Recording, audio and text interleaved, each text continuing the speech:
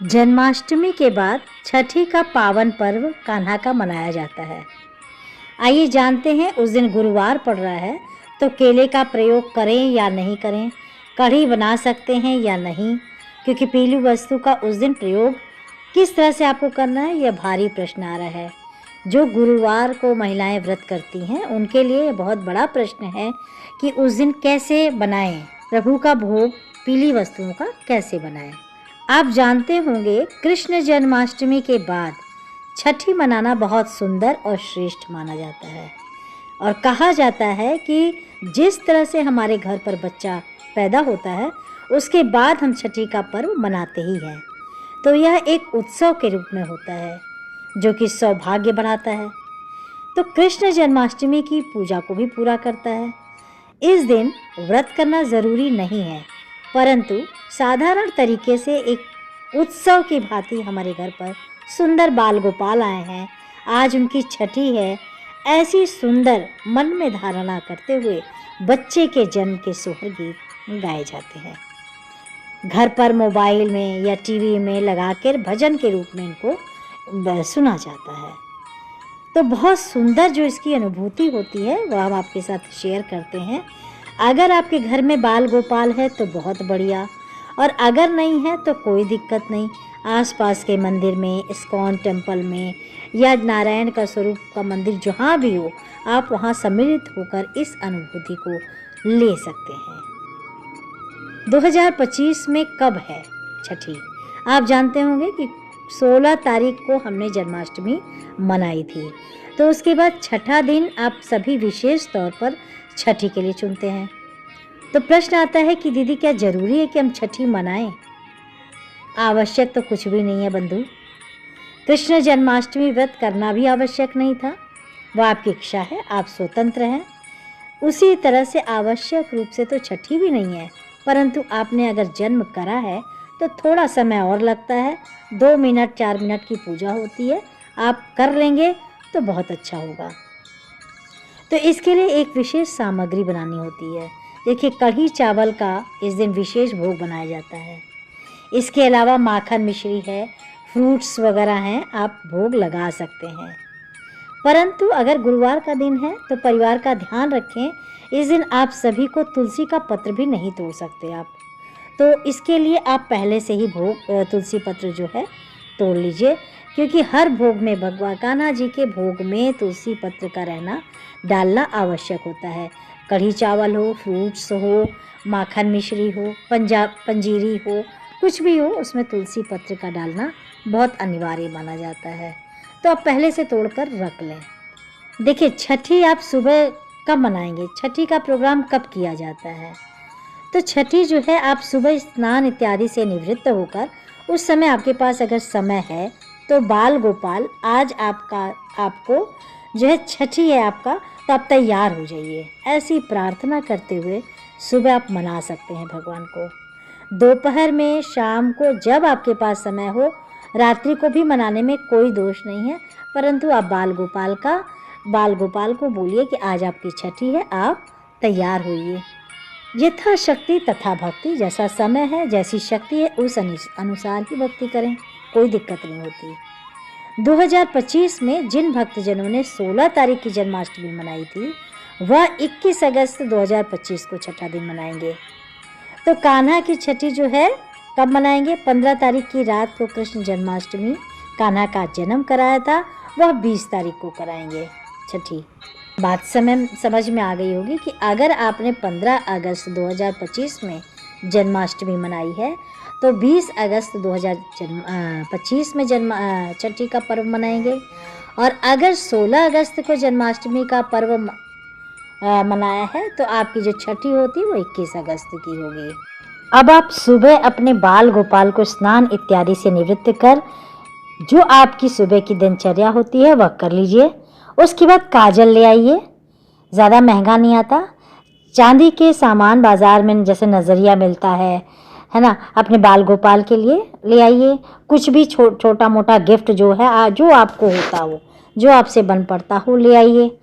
दोबारा पंचामृत दूध से स्नान करवाइए और जो भी घर में बुआ के रूप में है या आप स्वयं भी बाल गोपाल को अपना जो है सुंदर लाला मानती हैं, तो लाला आप ही पूजित कर दीजिए। उनकी आंखों में काजल लगाइए, कानों के पीछे भी काला टीका लगाइए कि नज़र ना लगे। और अब बाल गोपाल सुंदर अवस्था में हमारे घर पर हैं। साथ के साथ आप सभी को लाला को सुंदर के रूप में श्रेष्ठतम तरीके से नई ड्रेस पहनानी चाहिए। लाल पीले रंग की जैसी भी आपके पास व्यवस्था हो, आप उन्हें नई ड्रेस पहनाएं। नए खेल खिलौने लाइए। पालना झूलना चाहते हैं तो छोटा सा झूला भी ला कर डाल दीजिए, बहुत शुभ होता है। तो इस तरह से आपको करना होता है। इतना कोई विशेष बहुत बढ़िया जितना बड़ा करेंगे उतना बड़ा होता है, लेकिन आप अपनी क्षमता के अनुसार जितनी शक्ति है उतना करिए, वही बढ़िया है। नहीं हो पाता है तो उतना ही करिए जितना हो पाता है।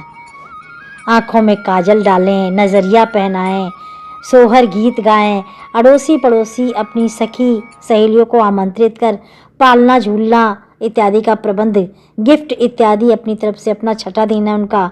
तो इस तरह से छठी है कान्हा की ऐसी प्रार्थना करते हुए जैसे आपके परिवार में बच्चे की छठी मनाई जाती है, ठीक उसी तरह से आप छठी का प्रोग्राम मनाएं।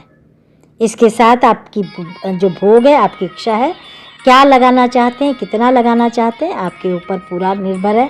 कढ़ी चावल का विशेषकर भोग लगाया जाता है, जितना आपसे बन पड़े उतना करिए। व्रत करना इसमें आवश्यक नहीं। साथ के साथ सभी को जो है इस दिन विशेष तौर पर ये प्रश्न है कि क्या गुरुवार का दिन है, गुरुवार का भी व्रत करते हैं तो क्या हम छठी बिल्कुल बिल्कुल छठी मना सकते हैं। चाहे आप गुरुवार का व्रत करें या नहीं करते हैं तो दोनों की रूप में आप गुरुवार का व्रत आराम से कर सकते हैं। श्री नारायण का ही स्वरूप है बाल गोपाल, तो बहुत शुभ दिन है वो तो। परंतु गुरुवार का दिन अगर आपके गुरुवार के दिन केला नहीं खाया जाता है, पूजन किया जाता है, तो आप वैसा ही करिए। आप सेवन ना करें, सिर्फ पूजा करें, कोई दिक्कत नहीं है। पीली वस्तु का इस दिन प्रयोग करना शुभ मानते हैं तो आप पीले कपड़े ही पहन लें। पीले वस्त्रों को चढ़ाएं। भगवान को विशेष रूप से बाल गोपाल जी को पीले रंग का वस्त्र पहनाएं। फूल माला जो है वो ले लें पीले रंग का। तो इस तरह से कर सकते हैं। और भक्तजन जो ग्रहण कर सकते हैं उनको आप प्रसाद दे दीजिए, इसमें कोई दोष नहीं है। जो गुरुवार का व्रत नहीं कर सकते हैं, साथ ही साथ कढ़ी चावल का भी भोग लगाने में कोई दोष नहीं है। पीली वस्तु का ही सेवन किया जाता है उस दिन। तो बस इस दिन जो गुरुवार का दिन है, घर पर पोछा ना लगाएं। विशेष तौर पर गुरुवार के दिन बालों में साबुन शैम्पू, कपड़े धोने में साबुन शैम्पू का प्रयोग नहीं करते हैं। तो ध्यान से सुनिएगा। देखिए, मासिक धर्म हर एक व्यक्ति की जो है अपनी आने वाली होती है, तो हर महीने की ये परेशानी होती है ये तो अब अगर आपने जन्माष्टमी पर्व तो मना लिया बड़ी अच्छी तरीके से, अब आपकी बारी आ चुकी है मासिक धर्म की, तो आप कैसे कान्हा जी की छठी मनाएंगे। तो पहले हम भगवान को, शास्त्रों में कहा गया है कि 4 दिन पूर्ण हो जाने के बाद 5वें दिन से हम स्पर्श कर लेना चाहिए। हमें 5वें दिन से स्पर्श करने का कोई दोष नहीं है, तो आप स्पर्श कर सकते हैं 5वें दिन से। और साथ ही इस बात का ध्यान रखें कि आप एक दिन पहले जो है अच्छी तरह से, जैसे तीसरे दिन बाल धोते हैं तो 5वें दिन अच्छी तरह से बाल धो लीजिए, और गुरुवार का कोई दोष नहीं लगेगा आपको। इस चीज़ को नोट करते हुए चलिएगा। ये सभी त्यौहार जो है अच्छे से मनाना होता है। कहते हैं वार से बड़ा त्यौहार, शुद्धता का ध्यान रखना है। गुरुवार के नियम तो हम आगे चल के भी पूर्ण कर लेंगे। बाल ज़रूर धोइएगा, भगवान को स्पर्श करें। 5वां दिन या छठा दिन या 7वें दिन आप भगवान को अर्थात कान्हा जी को भोग भी बना सकते हैं आप कान्हा जी का। तो छठी का उत्सव धूमधाम से कर सकते हैं। ऐसे में प्रश्न आता है कि हम कैसे छठी मनाएं अगर मासिक धर्म हो गया है।